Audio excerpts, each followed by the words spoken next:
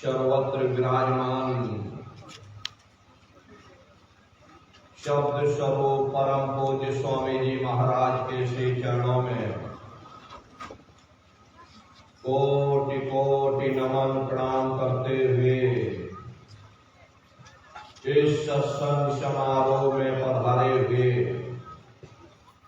सभी सत्संगी धर्म प्रेमी भाई बहनों को सादर जय गुरुदेव। प्रेमी भाई बहनों, हम आप परम सौभाग्यशाली हैं कि ऐसे कलिकाल में हम लोगों को ये मानव तन, ये मनुष्य शरीर प्राप्त हुआ। उससे भी परम सौभाग्य की बात है कि मनुष्य रूपी मंदिर में बैठ करके हम लोगों को सत्संग सुनने का ये अवसर मिल रहा। जब जन्म जन्मांतरों के शुभ पुण्य कर्म संचय होते हैं, तब बड़े ही सौभाग्य से ऐसा दुर्लभ अवसर प्राप्त होता। सत्संग जन जो कोई पावे, मैलाई सब कट कट जावे। यह ऐसा जल है जिसमें स्नान करके जीवात्माएं हंस रूप बन जाती हैं। आगे बैठा दी कुर्सी पर। संतों महात्माओं के सत्संग में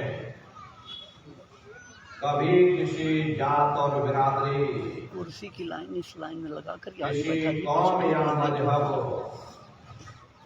या किसी भी व्यक्ति की कभी कोई निंदा चुगली आलोचना या किसी की बुराई नहीं की जाती। ये महात्माओं की अजर अमर वाणियां हैं। एक एक वचन को बड़े ध्यान के साथ सुनिएगा, समझने की कोशिश करिएगा। यदि आपने सत्संग के वचनों को ध्यान से सुना तो निश्चय ही आपको अपने जीवन के उद्देश्य के बारे में पता चलेगा कि आखिर मानव तन में आने का क्या उद्देश्य है। ये मनुष्य शरीर हमको क्यों मिला, मनुष्य शरीर पाने का क्या उद्देश्य, मरने के बाद हम कहाँ जाएंगे, हमारी जीवात्मा का कल्याण कैसे होगा, कैसे हम भवसागर रूपी समुद्र से पार होंगे। इन सभी प्रश्नों की जानकारी आपको सत्संग के माध्यम से ही प्राप्त होगी। ये कोई कथा कीर्तन नहीं है, ये संतों महात्माओं की अजर अमर वाणियां हैं। यदि आपने इसे ध्यान से सुन लिया तो निश्चय ही आपको अपने जीवन के उद्देश्य के बारे में पता चलेगा। प्रेमी भाई बहनों, महात्माओं की जो वाणियां होती हैं, उन वाणियों में कभी कोई जात मजहब कौम, किसी पंथ या संप्रदाय की कभी कोई निंदा चुगली आलोचना या किसी की बुराई नहीं की जाती। अरे नारियों, जब हम लोग इस संसार में पैदा हुए तो ना कोई जात और बिरादरी लेकर के आया, ना कोई अपना नाम लेकर के आया। सिर्फ नंगे रोते हुए हम लोग इस संसार में पैदा हो गए। बाद में जो औजार उस परम पिता परमात्मा ने बख्शे, मन, बुद्धि और चित्त, उससे जब हमारे अंदर चेतना आ गई, तब हमारा नाम पड़ गया। कर्म के अनुसार हमारी जाति बन गई। धीरे धीरे हमारा फैलाव दुनिया में होता चला गया।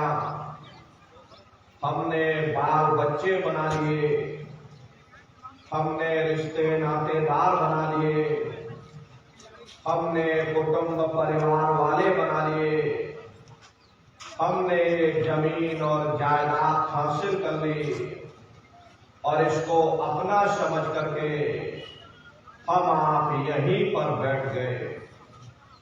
फिर जब जाने का वक्त आया, फिर आपको यहां से खाली हाथ भेज दिया गया। ना आपके साथ आपका नाम गया, ना आपके साथ जात और बिरादरी गई, ना आपके साथ जमीन और जायदाद गई। अरे जिस छाया को प्राप्त करने के लिए आपने अपना पूरा जीवन गुजार दिया, तो ना माया हाथ में आई और ना छाया हाथ में आई। खाली हाथ आए थे और खाली ही हाथ आपको यहां से वापस भेज दिया गया। कहने का मतलब यह है कि उस परम पिता परमात्मा ने अति दया कृपा करके आपको ये मनुष्य शरीर दे दिया और आपको स्वतंत्र कर दिया गया कि भाई मैंने तुमको ये मनुष्य शरीर दिया है तुम्हारी जीवात्मा के रहने के लिए। मैं तुम्हारी जीवात्मा को इस मनुष्य शरीर में बंद करता हूं। तुम मेरे मकान के द्वारा उस मालिक की भक्ति करके अपनी जीवात्मा का कल्याण करा लेना। मैंने कुछ समय के लिए तुमको ये किराए का मकान दिया। जब समय पूरा होगा मैं अपने सिपाहियों को भेजूंगा। उस समय पर तुम मेरे मकान को खाली कर देना। उस समय न जमीन जायदाद काम आएगी, न जात और बिरादरी काम आएगी। मन को, बुद्धि को, चित्त को और जीवात्मा को निकाल करके इस शरीर से बाहर कर दिया जाएगा। ये शरीर आपका यही जमीन पर गिर पड़ेगा, क्योंकि जीवात्मा के निकल जाने के बाद में ये शरीर सिर्फ एक माटी का पुतला है, उससे ज्यादा कुछ भी नहीं। आप इस मिट्टी के पुतले को ले जाकर शमशान भूमि पर जला करके राख कर दोगे। आपकी कौम, आपका मजहब, आपकी जात और बिरादरी, आपका ये नाम उसी शमशान भूमि पर जल करके राख हो जाएगा। जिस जात और बिरादरी के लिए हम आप लड़ते और झगड़ते थे, जिस धन दौलत को पाने के लिए हमने आपने न जाने कितने बुरे खोटे कर्म किए, तो मौत के समय में ना ये जात बिरादरी काम आई, ना ये धन दौलत काम आया। सब कुछ तुम्हारा यही छूट गया और जीवात्मा को ले जाकर ऊपर धर्मराज की कचहरी में पेश कर दिया गया। पलक झपकते ही तुम्हारे अच्छे बुरे कर्मों का हिसाब किताब हो जाएगा। धर्मराज तुमको सजा सुना देंगे।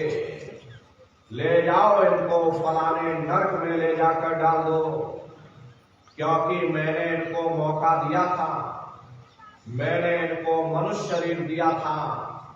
यही बार गीता रामायण को पढ़ करके, उन धर्म पुस्तकों को पढ़ करके, किसी संत महात्मा की खोज करके उनके बताए हुए रास्तों पर चल करके उस मालिक की भक्ति करके अपनी जीवात्मा का कल्याण करा लेना। इस उद्देश्य के लिए मैंने इनको मनुष्य शरीर दिया था, लेकिन इन्होंने अपना उद्देश्य पूरा नहीं किया।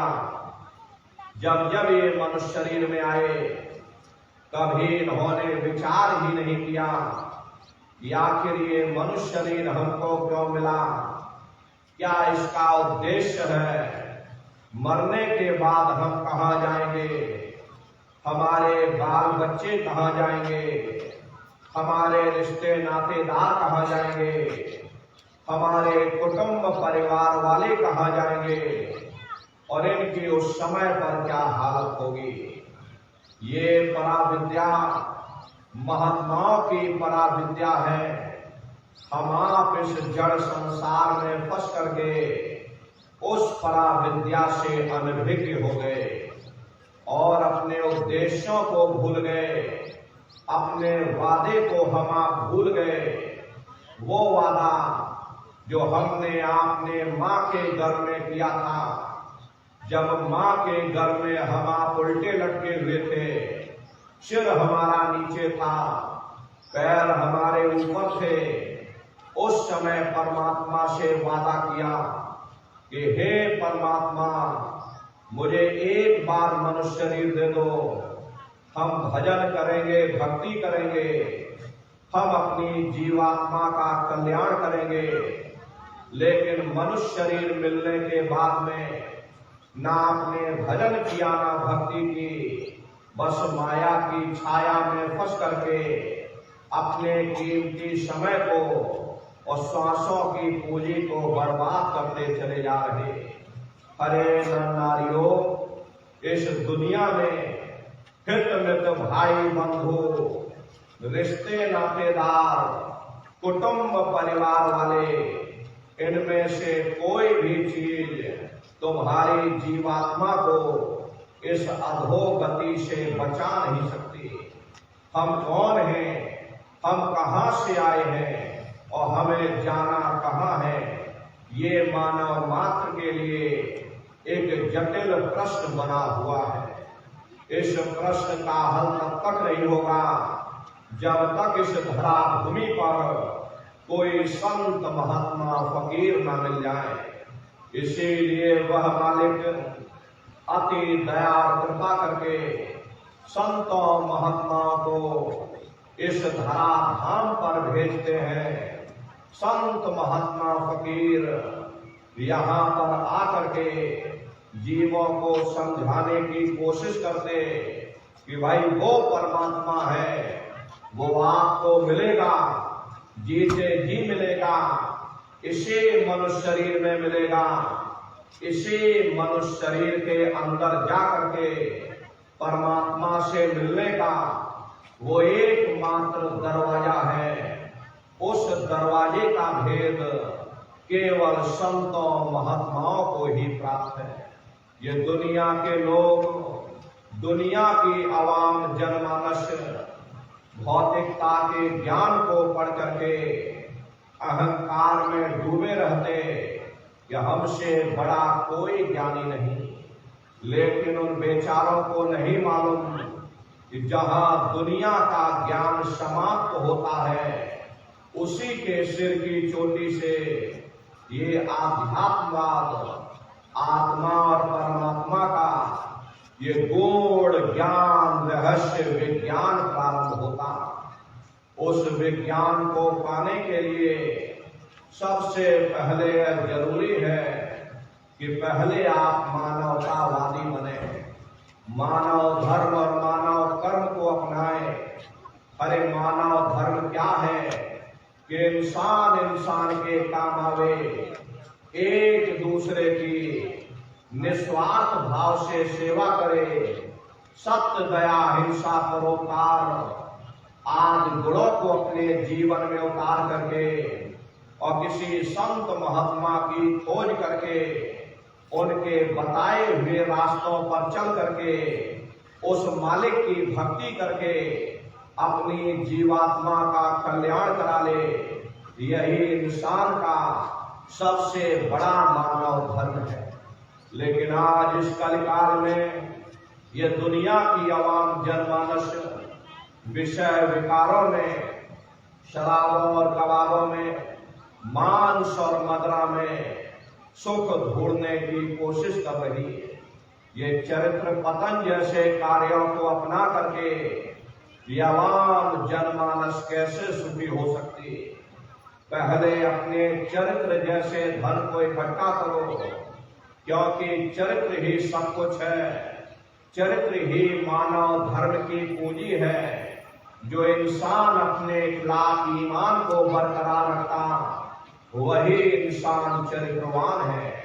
ये दुनिया भर के झगड़े झगड़े, पिता पुत्र में लड़ाई, आदमी औरत में लड़ाई, घर परिवार में लड़ाई, समाज में लड़ाई, जातियों में लड़ाई, मुल्क में लड़ाई, अरे नारियों, ये इंसानों का काम नहीं, ये हैवानों का काम है। इसलिए पहले आप इंसान बनो, चरित्रवान बनो, महात्माओं के समीप आओ। वे जो दया का प्रसाद दें, उसे खुशी खुशी लेकर के अपने निज घर को जाओ, जहां न फिर जन्मना है और ना ही फिर मरना।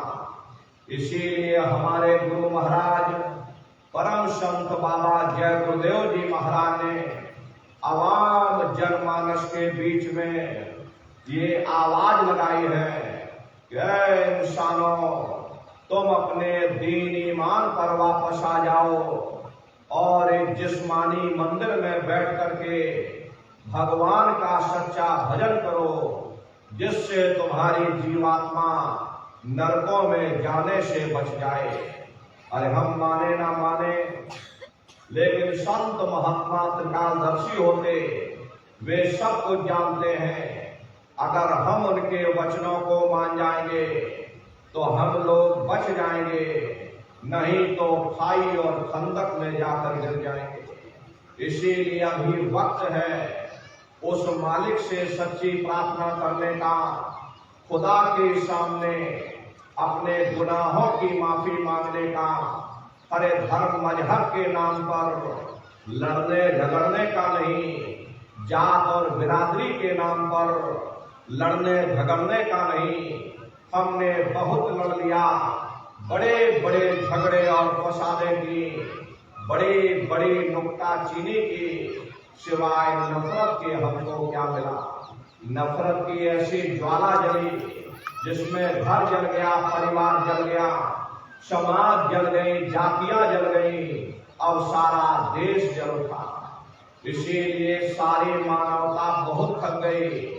हर कोई ऐसी छांव चाहता है जहां उसे ठंडक मिले, शांति और सुकून मिले।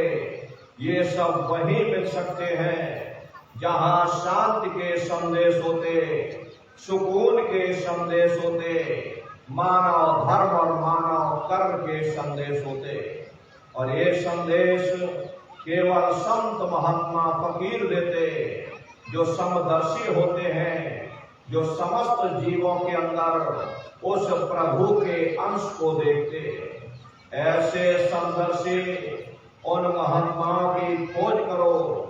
ये मत देखना महात्मा के जाति के हैं, महात्मा किस बिरादरी के हैं। अरे जातियां कर्म के अनुसार बनाई गई, जन्म के अनुसार नहीं। मनुष्य की एक ही जाति है, वो है मानव जाति। और इसी मानव जामे में बैठ करके हमें उस मालिक की भक्ति करनी है। हरे नारियों, सुपच जात के भंगी थे, रैदास जी जात के हरजन थे, मीराबाई जात की छत्राणी थी। अगर वे सब उस मालिक को प्राप्त कर सकते तो आप भी उस मालिक को प्राप्त कर सकते हो। लेकिन बगैर महात्माओं के, बगैर मुर्शिद के कोई भी जीव इस संसार समुद्र से ना कोई पार हुआ और ना ही कोई हो सकता। ये समुद्र ऐसा है जिसके ना इस किनारे का पता, ना उस किनारे का पता कोई नहीं जान सकता। ये दुनिया कब बनी, कितनी बार प्रलय और महाप्रलय हो गई, लेकिन इतना जरूर मालूम है कि जिस दिन से दुनिया बनी है हम लोग यहीं पर भटका खा रहे हैं। अगर इधर से हवा चली तो हमारी नैया उधर चली गई, और अगर उधर से हवा चल गई तो नैया हमारी डगमगाते हुए इधर चली गई। न जाने कितने युग और कल्प बीत गए, लेकिन हमारी ये नैया आज तक इस भवसागर से किनारे नहीं लगी। इसलिए नर नारियों, सौभाग्य से वक्त का इतना बड़ा वरदान आपको मिला, ये मानव तन आपको मिल गया। न जाने किस महात्मा की दया हो गई, न जाने कौन से जन्म जन्मांतरों के शुभ पुण्य कर्मोदय हो गए जो आपको ये मनुष्य शरीर मिल गया। पर अब की बार मौका मिल गया है, समय रहते हुए अपनी जीवात्मा के कल्याण के लिए थोड़ा बहुत विचार करिएगा, वरना ये समय तुम्हारा निकलता चला जा रहा। मिले नरदेह तुमको, बनाओ काश कुछ अपना, और पचो मत आए जग में, जानियो रैन का सुपना। अरे नर नारियों, जैसे रात में हम लोग स्वप्न देखते हैं, हालांकि उस समय पर हमें स्वप्न सच मालूम पड़ता, असली प्रतीत मालूम होता, लेकिन जब हम सुबह उठते हैं, जब हमारी आंखें खुलती हैं, तब हमें होश आता, नहीं भाई हम तो स्वप्न देख रहे थे, ये सब भ्रम है। ठीक उसी प्रकार से ये दुनिया भी 10, 20, 100 साल का स्वप्न है। अब आप कहोगे हम जाग रहे, परंतु प्रेमी भाई बहनों, ऐसा हरगिज नहीं है। जिस दिन मौत का वक्त आएगा, अरे आप रोगे, हाय हाय करके चिल्लाओगे कि हाय हमने सारी जिंदगी यूं ही स्वप्न में गुजार दी, जागने का समय तो अभी आया था, जो कुछ करना था अभी करना था। लेकिन प्रेमी भाई बहनों, अब पछताए होत क्या जब चिड़िया चुग गई खेत।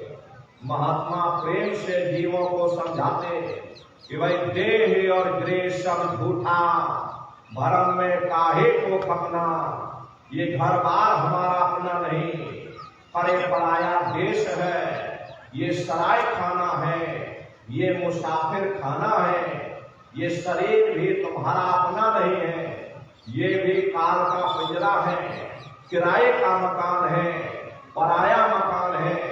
किसी को 40-50 साल के लिए मिला, किसी को 80, 90, 100 साल के लिए मिल गया। हर जितने जितने श्वास उस मालिक ने बख्शे हैं, उसे भुगतने के बाद में हमें शरीर को यहीं छोड़ जाना। श्वास दुधारा नित्य ही जारी, एक दिन खाली चाम। हरे प्रेमी भाई बहनों, एक तालाब पानी से चाहे कितना भी क्यों ना भरा हो, आप एक छोटी सी नाली काटकर खोल दीजिए, तालाब में छोटा सा छेद कर दीजिए, तो सारा पानी ही तालाब से बाहर निकल जाएगा। ठीक उसी प्रकार से हमारा ये शरीर भी श्वासों का भंडार है।